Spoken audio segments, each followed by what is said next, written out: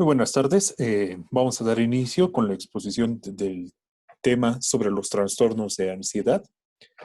Vamos a explicar de manera general en qué consiste en cada uno de estos trastornos para poder determinar cuáles son los elementos fundamentales que nosotros tenemos acá como criterios. En un primer momento, nosotros nos vamos a enfocar en lo que serían las definiciones.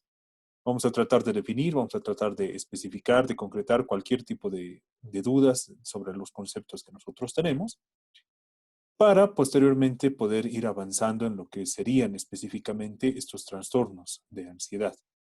Vamos a ir determinando, vamos a ir analizando cuáles son las características de cada uno de ellos, en lo que sería los síntomas y los signos y los síntomas que nosotros tenemos que tomar en cuenta para poder identificarlos como parte de un diagnóstico. Posteriormente, analizando lo que sería el tratamiento para concluir con la sintomatología. Comenzamos. La ansiedad, de manera general, nosotros tenemos que explicarlo, nosotros tenemos que tomarlo de esta manera, tenemos que concebirlo de esta forma. Es un elemento totalmente natural dentro de la vida de los seres humanos, entendida siempre como una respuesta a situaciones que los seres humanos vamos viviendo eventualmente. Son situaciones las cuales a nosotros nos toca afrontar. Y afrontarlas de manera concreta es lo que precisamente da como origen a estos episodios a los cuales nosotros podemos llamar ansiedad. ¿Por qué decimos que es de manera normal o que es de manera natural? Porque la mayoría de las personas los vivimos, la mayoría de las personas los afrontamos cotidianamente. Y es una forma, precisamente, como vamos a ver más adelante en la respuesta, es la forma en la que nosotros vamos a identificarnos con cada uno de estos elementos. Es decir, la forma en la que nosotros vamos respondiendo, la forma en la que nosotros vamos asumiendo estos acontecimientos, estos hechos, de manera cotidiana. Vamos a ir de manera más concreta con lo que sería la definición. Tenemos aquí el concepto de ansiedad, que sería una emoción que nos prepara para actuar en situaciones en las que vivimos una amenaza.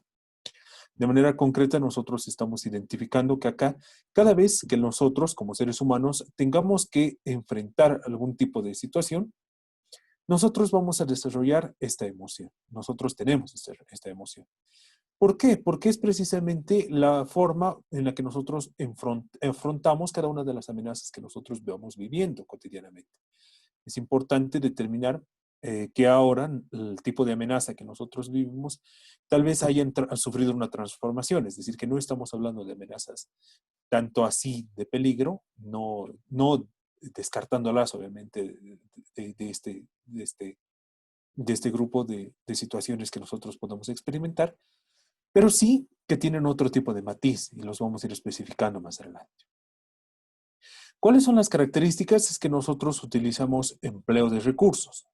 Es decir, que nuestro organismo, que psicofisiológicamente nosotros destinamos una serie de recursos a este proceso, a esta emoción específicamente, ¿no? Ponemos como un ejemplo la atención, aquella situación que nosotros estamos afrontando, aquella situación que nos toca vivir. ¿Cuál es la respuesta que los seres humanos esperamos o a lo que nos prepara esta emoción al momento en el que nosotros nos enfrentamos a una amenaza? Es lo que nosotros llamamos el afrontamiento. Es decir, a luchar, quedarnos para ver cómo podemos resolver esta situación, o huir, es decir, tomar el camino de poder escapar, es decir, evitar esta situación. ¿Cuál es el problema? ¿Cuáles son las características? Es que ellas nos están ayudando a concretar, nos están ayudando a identificar este proceso. Estos procesos nos ayudan a nosotros a determinar en qué medida nosotros estamos accediendo a este proceso, ¿no? El proceso de bloquear el pensamiento implica que nosotros estamos destinando una gran cantidad de recursos para poder llevar a cabo este proceso, ya sea de huida o de afrontamiento. Ahora bien, siendo que este es un proceso de manera común, vamos a decir así, natural dentro de los seres humanos, podemos determinar dos aspectos fundamentales. El primero, que podríamos decir que es una ansiedad sana, y la segunda, que sería una ansiedad patológica. ¿Qué sería una ansiedad sana? Estamos hablando de un mecanismo que está destinado a preservar la vida. Fundamentalmente, lo que nosotros experimentamos el momento en el que utilizamos los recursos de la ansiedad en nuestro organismo es precisamente para poder sobreponernos, para poder subsanar a alguna dificultad que nosotros estemos atravesando en este momento, ¿no? Por eso decimos que es un mecanismo positivo en el momento en el que nos ayuda a nosotros a conservar nuestra vida y a avanzar sobre los diferentes procesos que nosotros vamos atravesando cotidianamente. La ansiedad patológica, sin embargo, es aquella que comienza a afectar el desarrollo de las personas. Esta, que precisamente tiene como consecuencia más adelante, lo que es que las personas al escapar de manera repetida a las dificultades que se le presentan, es decir, cuando no asumen la posibilidad de afrontar o no encuentra, los recursos suficientes para afrontar estas dificultades, comienza el proceso de escape, es decir, de huida, ¿no? Lo que ocasiona a largo plazo situaciones de retraimiento, situaciones de fobia social, dificultades para entablar relaciones con las personas, etcétera, etcétera. Estas dificultades que nosotros percibimos en la ansiedad patológica, es decir, las que afectan el desarrollo de la persona debido al proceso de escape, se hacen perdurables, comienzan a permanecer en la persona, es decir, comienzan a afectar la forma en la que nosotros vamos desarrollándonos, la forma en la que nosotros vamos viviendo cotidianamente las situaciones que se nos presentan. Por lo tanto, comienzan a generarse dificultades que se convierten en perdurables, es decir, que hay alteraciones o, en este caso, trastornos.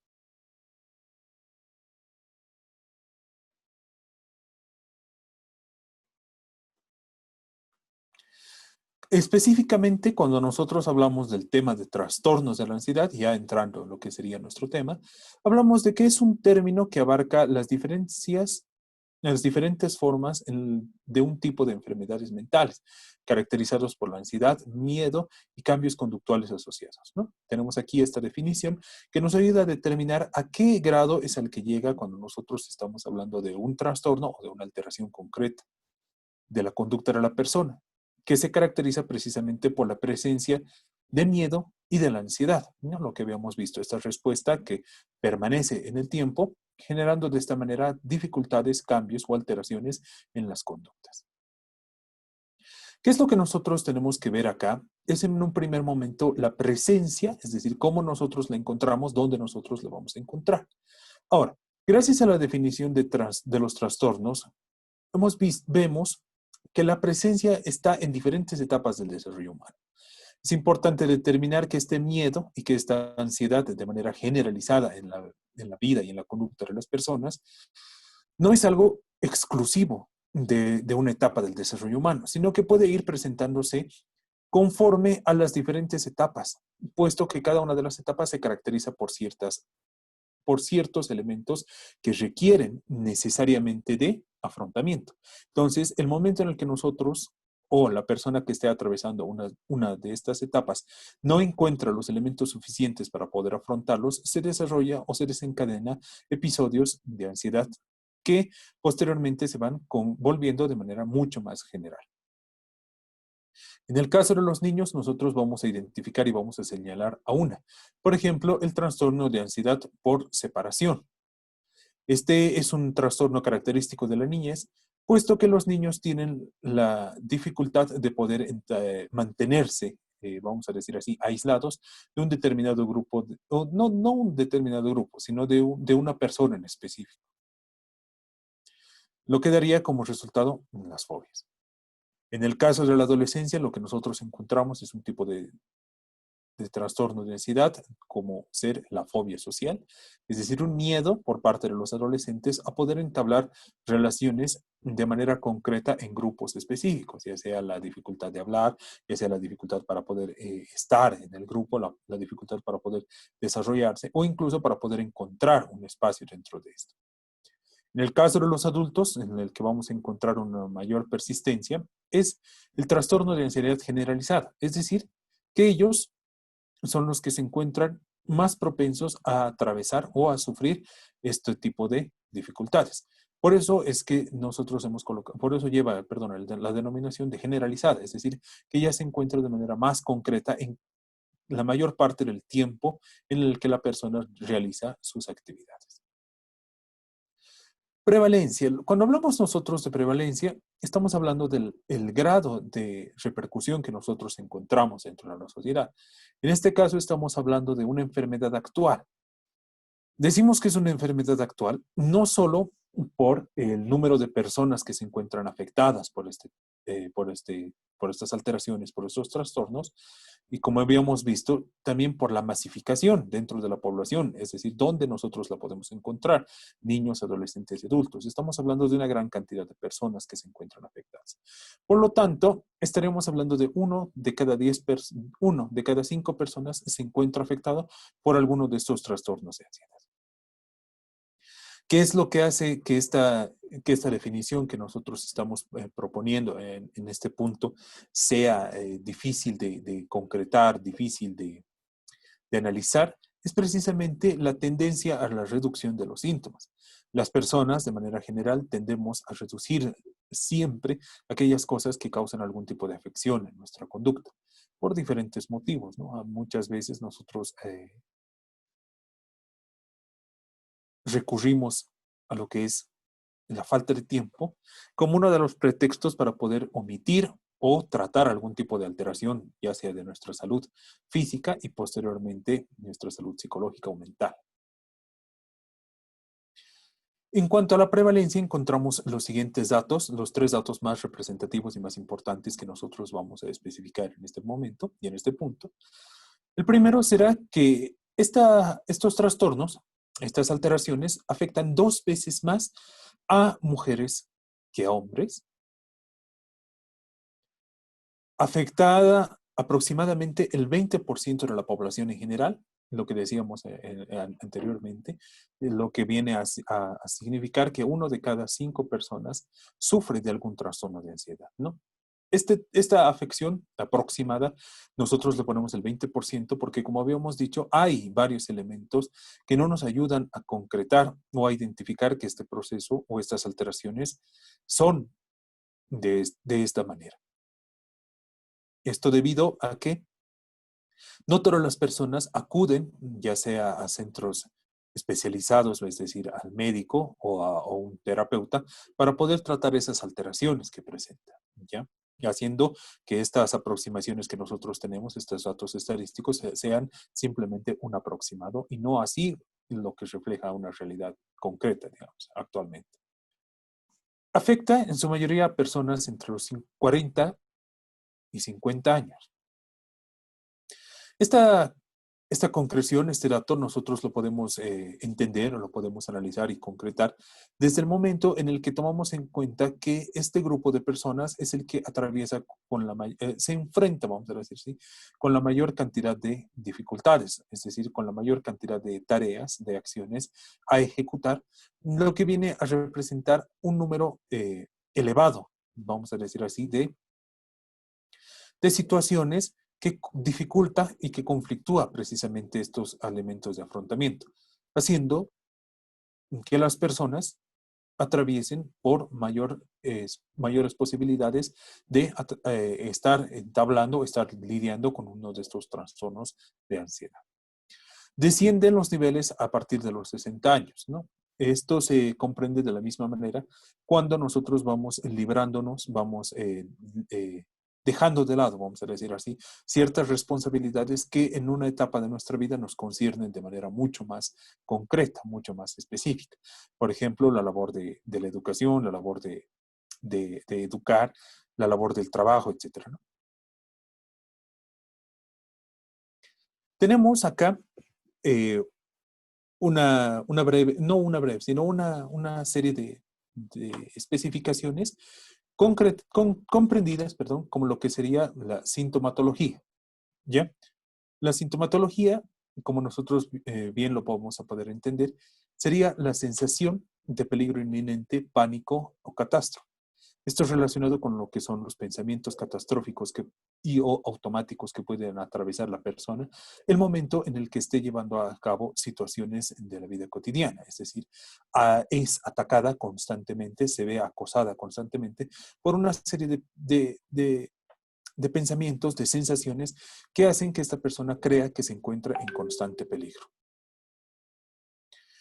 Temblores, esto asociado precisamente a lo que sería la relación fisiológica de nuestro organismo, es decir, que comienza a afectar ya ciertos niveles de nuestro estado emocional, por ende el conductual.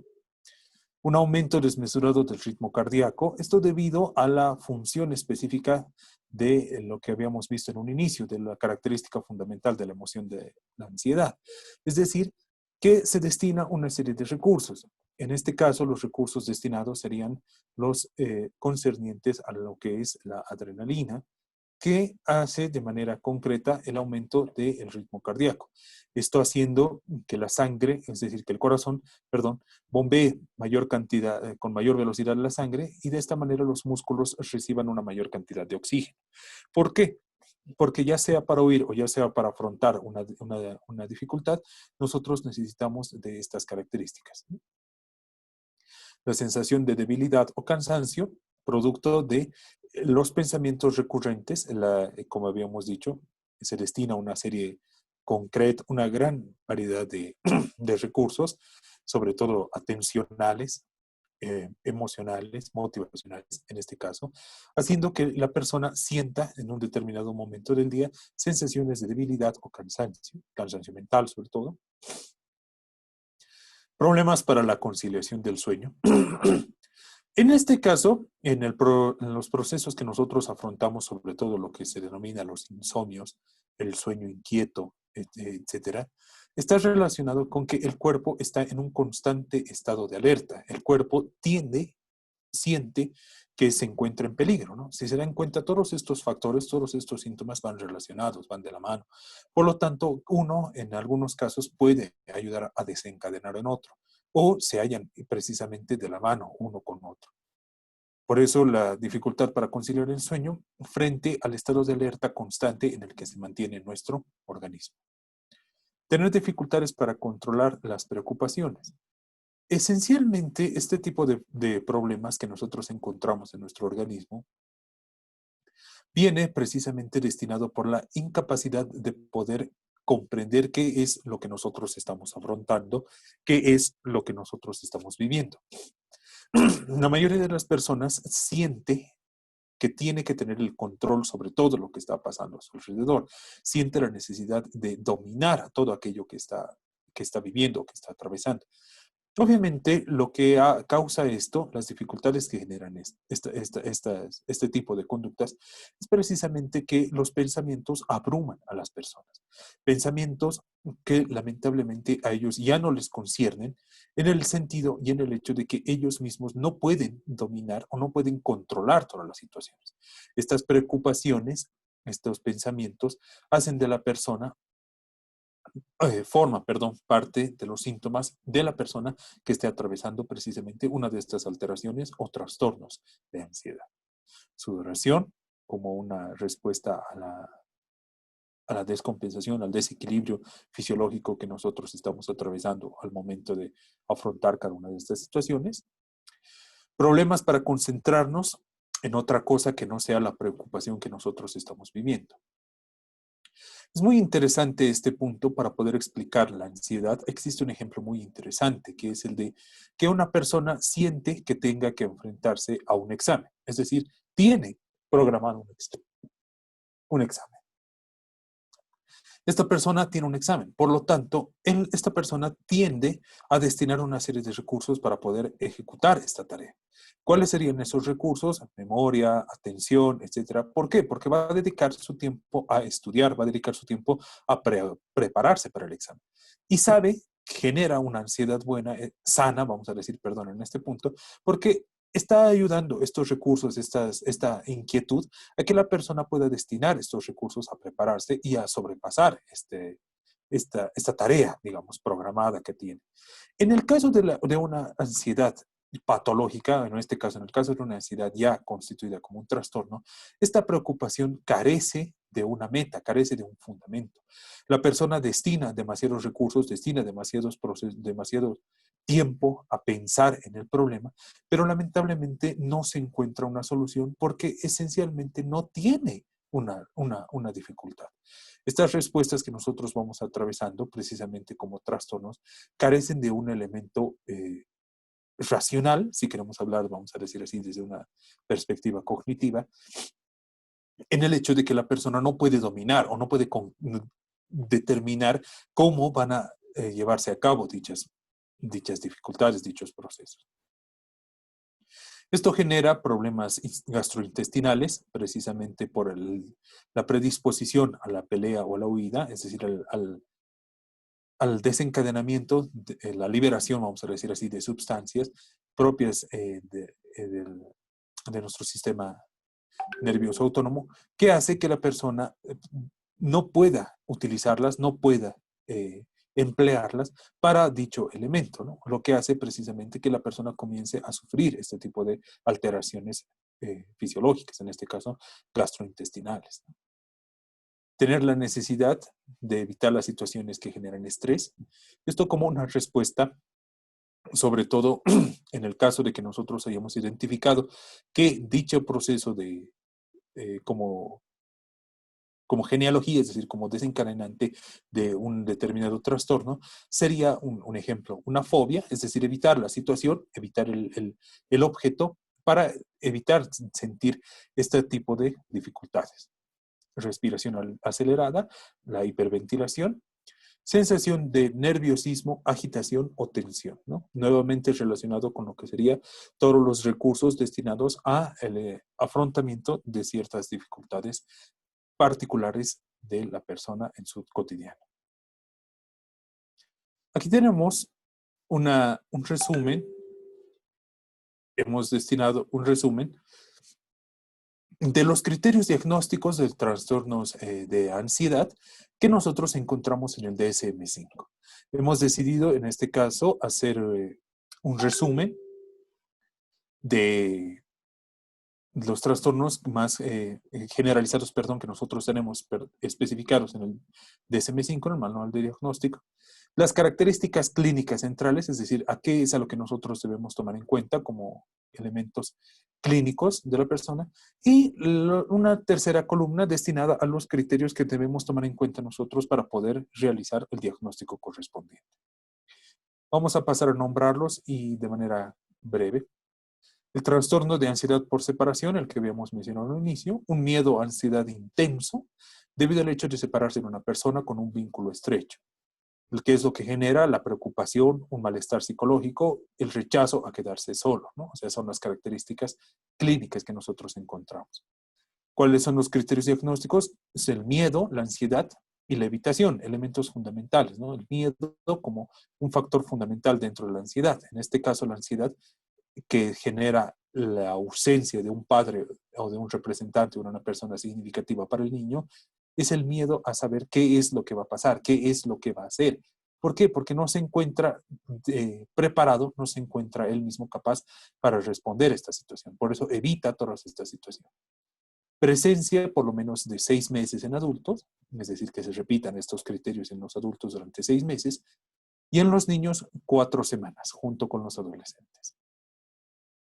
Segundo trastorno que tenemos es el mutismo selectivo, que es una incapacidad persistente de hablar o de responder en situaciones específicas. Generalmente será en escuela y con familiares específicos. Esto será por eso se le llama selectivo, es porque el niño en circunstancias específicas, es decir, él selecciona en qué momentos va a evitar emitir su juicio, es decir, va a emitir palabras, va a emitir la participación. Mínimo durante un mes, y esto es importante, que no se aplica durante el primer mes de asistencia a la escuela, en el caso de los niños.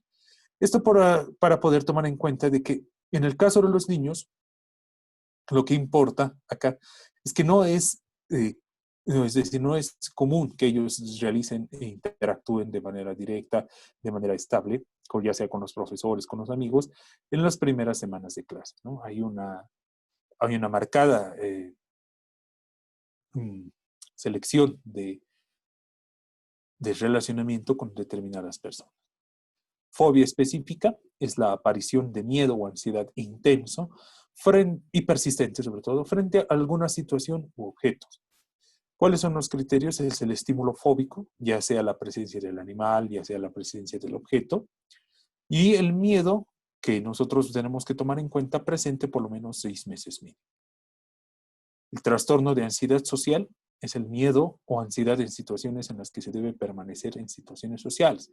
Es decir, que debemos estar nosotros expuestos al exterior, entrar en relación con las demás personas, con el medio que nos circunda, con el medio que nosotros nos rodea, y en algunos casos con concentraciones de personas, ¿no?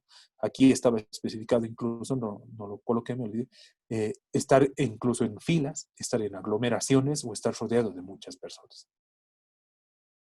Esto está relacionado precisamente con el hecho de actuar o interactuar en público. Es importante tomar en cuenta esto, ¿no? O sea, actuar tomando en cuenta como que participar de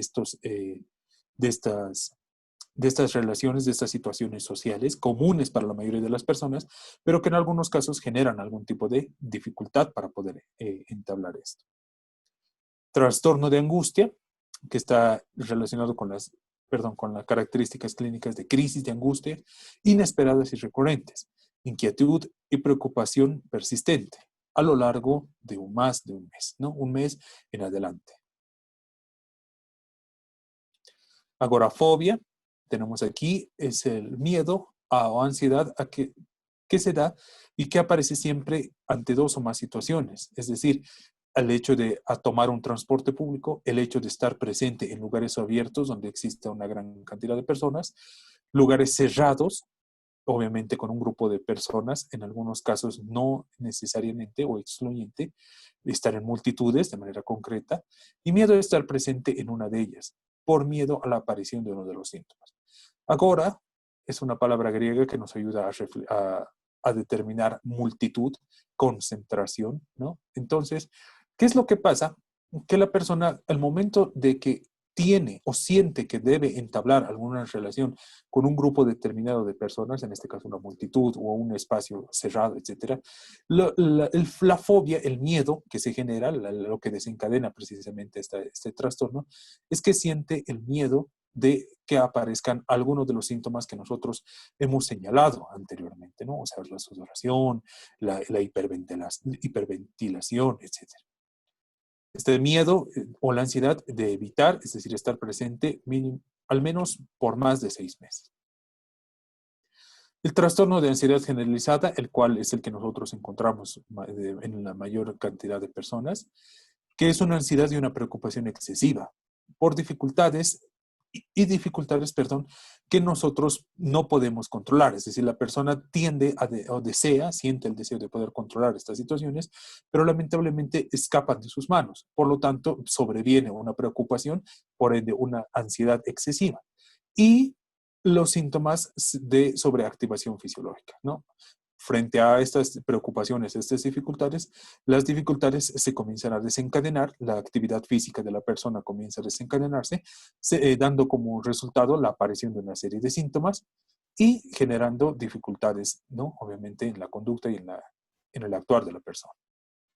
Es una ansiedad o preocupación que deben estar la mayoría de los días. En este caso, la persona debe presentar este tipo de situaciones, es decir, estar preocupada por mantener o por controlar las situaciones que se dan de manera cotidiana, la mayoría de los días por más de 6 meses. Debido al trastorno de ansiedad inducido por sustancias o medicación. Esta presencia de la crisis de angustia o ansiedad relacionada con la presencia de dichos síntomas poco después del consumo o abstinencia de determinada sustancia. Este miedo, esta fobia, destinar una serie de recursos de la persona a determinadas conductas puede estar presente cuando la persona siente lo que nosotros denominamos la intoxicación por el consumo de una serie de sustancias, desencadenando toda la sintomatología que nosotros habíamos visto en un inicio, o, dicho de otra manera, por la abstinencia de una serie de sustancias, ¿no? Este tipo de ansiedad, este tipo de alteración de la conducta relacionada con lo que es la ansiedad o esta emoción o preocupación excesiva está relacionado sobre todo al consumo a la abstinencia de ciertas sustancias, ¿no? No se dan exclusivamente durante el delirio.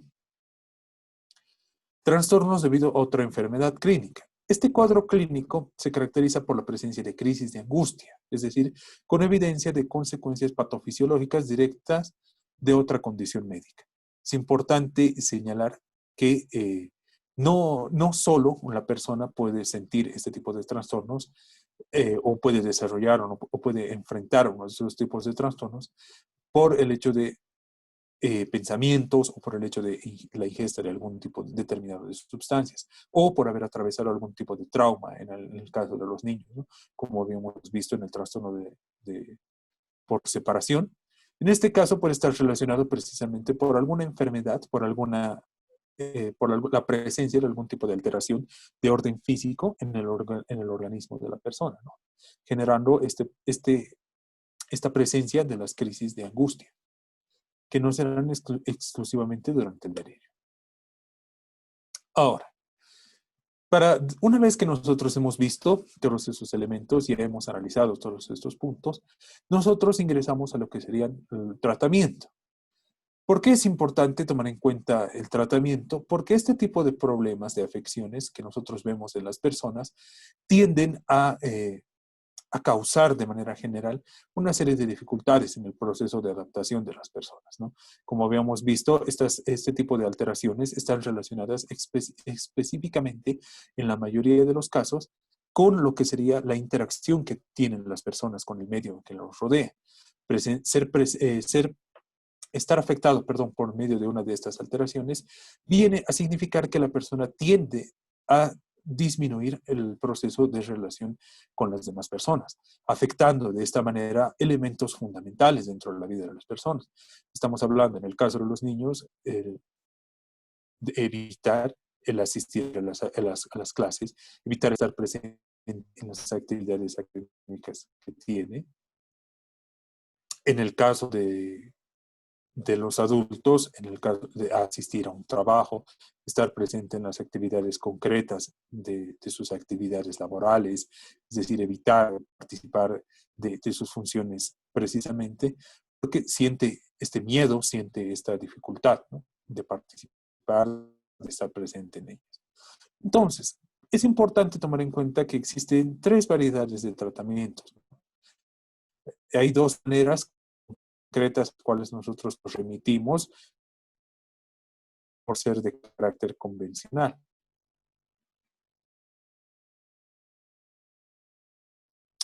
¿Por qué decimos de carácter convencional?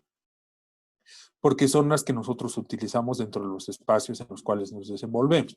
En un primer momento tenemos la medicación, tenemos la presencia de una serie de medicamentos, los cuales pueden ser utilizados por la persona para poder tratar este tipo de alteraciones. Sobre todo, aquí tenemos mencionadas algunas. Las más representativas, las más presentes en el mercado, serían las benzodiazepinas, aquellas que intervienen precisamente en lo que sería el desarrollo de la ideación, en los pensamientos por parte de la persona. Por otro lado, tenemos el tratamiento. Este tratamiento relacionado exclusivamente dentro de lo que es la rama de la psicología, la psicoterapia, que desemboca en lo que nosotros denominamos lo que es la consulta psicológica. ¿Qué es lo que viene a ser la consulta psicológica? La interacción que nosotros tenemos de paciente con el terapeuta para poder identificar cuál es la raíz, cuál es el origen de todos estos problemas que nosotros estamos atravesando. Es decir, que nos ayude a identificar y por medio de algún tipo de tareas, por medio de algún tipo de tratamientos, etcétera, poder elevar un informe con el cual nosotros podamos buscar la forma más accesible para poder identificar la forma de arreglar esta situación. Tenemos, por otro lado, lo que serían los métodos no convencionales. ¿Qué son los métodos no convencionales? Estaríamos diciendo aquellos que no están tipificados dentro de un manual, ¿no? Concreto. En el caso de la psicología, nosotros tenemos una gran variedad de terapias, obviamente bajo los lineamientos teóricos que nosotros tenemos de las escuelas, psicodinámica, conductual, sistémica, etcétera. Y el caso de los no convencionales, como habíamos dicho, por no es que no carezcan de un elemento teórico, sino que simplemente no se encuentran determinadas por un proceso concreto, ¿no? Sino que son empleadas de manera más específica por parte del paciente. Tenemos lo que es la meditación, por un lado, y lo que son las técnicas de relajación.